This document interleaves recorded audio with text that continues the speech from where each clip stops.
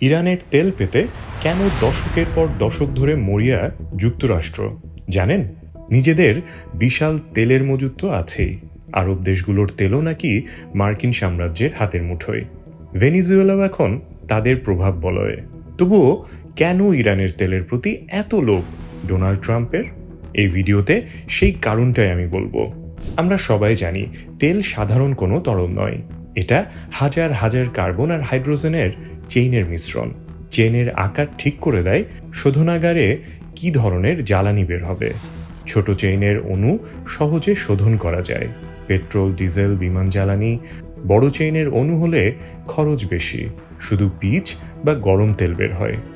শোধনাগারে প্রথমে অপরিশোধিত তেল পাতন টাওয়ারে ঢোকানো হয়।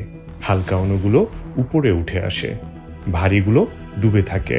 ঘনত্ব ও সালফার উপাদান বিচার করে শোধনাগার সিদ্ধান্ত নেয় কি বের হবে। হালকা এবং কম সালফার তেল মানে কম খরচে বেশি উচ্চমানের জ্বালানি। এবার ইরানের তেল এপিআই গ্র্যাভিটি 33 থেকে 36, মাঝারি থেকে হালকা, মানে সহজে এবং কম খরচে শোধন করা যায়, দামও বেশি। তাই এটি শুধু তেল নয়, শক্তি, অর্থনীতি আর কৌশলের সত্যিকারের চাবিকাঠি।